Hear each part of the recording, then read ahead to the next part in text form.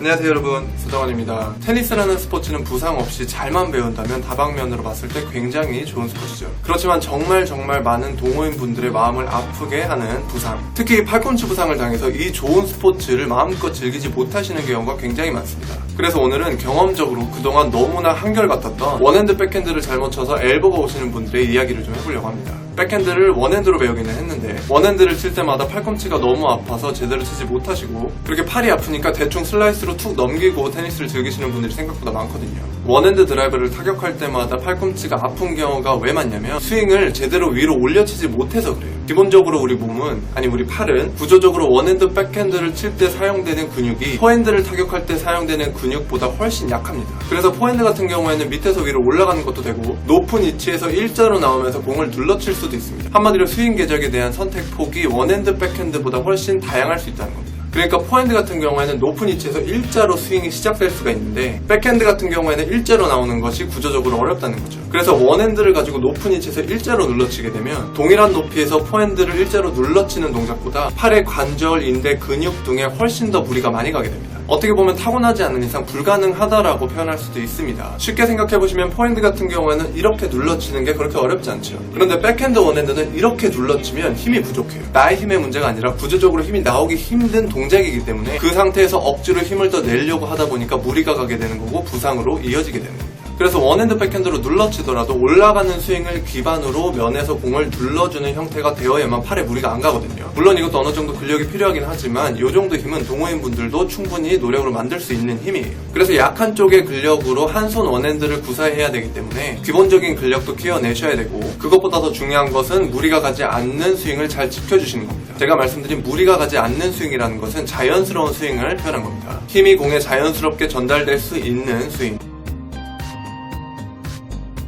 그래서 원핸드 백핸드를 치실 때 올라가는 스윙을 제대로 못하시는 분들이 팔꿈치가 아픈 거거든요. 오늘 영상의 가장 핵심적인 부분이 지금부터인데, 올라가는 스윙을 하지 못하는 더 원초적인 이유가 있습니다. 스윙임이 시작되는 순간 공보다 라켓이 확실하게 밑에서 출발하지 못한다는 것. 스윙임이 시작될 때 공보다 라켓이 확실하게 밑에 있지 못하고 거의 비슷한 위치에 있으면 앞으로 나가는 힘이 점점 많이 추가가 됩니다. 그렇게 되면 스윙이 위로 올라가는 각도가 자연스럽게 나오기가 힘들고, 앞으로 나가는 비율이 많아지면 많아질수록 점점 무리가 많이 가게 되는 겁니다.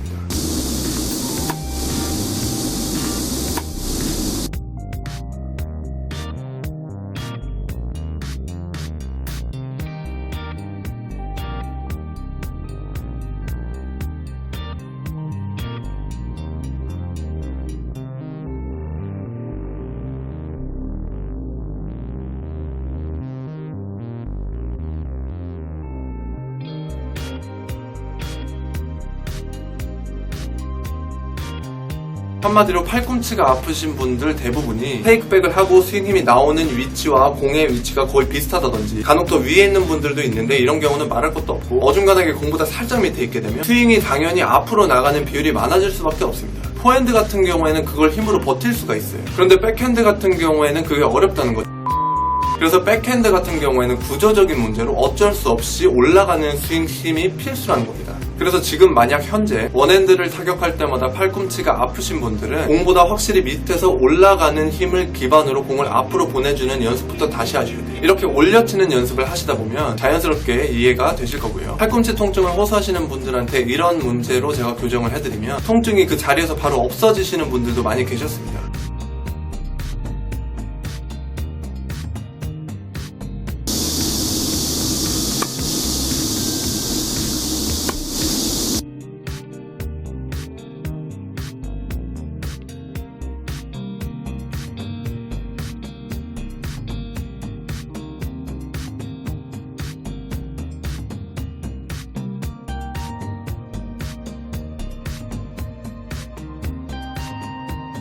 그리고 제가 하나 더 알려드리고 싶은 게 있는데, 도미니크 팀 선수가 원핸드 백핸드를 굉장히 잘 치잖아요. 물론 포핸드도 잘 치지만 이 팀 선수가 유독 다른 원핸드 선수들보다 타점도 조금 더 높으면서 스윙이 앞으로 나가는 비율이 많을 때가 자주 나오거든요. 한마디로 포핸드랑 똑같지는 못하더라도 유사하게 백핸드, 원핸드에서도 눌러치는 샷이 굉장히 자주 나와요. 그래서 도미니크 팀 선수의 영상을 볼 때마다 느끼는 거지만 진짜 백핸드 쪽 근력을 타고났구나 라는 생각을 항상 하면서 봅니다. 팀 선수의 시합 영상을 보고 있으면 아니 저게 가능해? 라는 생각을 되게 많이 해요. 그냥 무조건 저거는 선천적으로 타고난 근력이 후천적인 많은 훈련을 통해서 강화시켰다라고밖에 해석을 못하겠어요. 스윙 궤적을 슬로우 모션으로 아무리 분석을 하면서 봐도 그렇게밖에 생각이 안 들더라고요. 그래서 저런 눌러치는 원핸드를 따라 하시려면 정말 팀 선수만큼 강한 근력과 근유연성이 있어야 가능하다는 겁니다.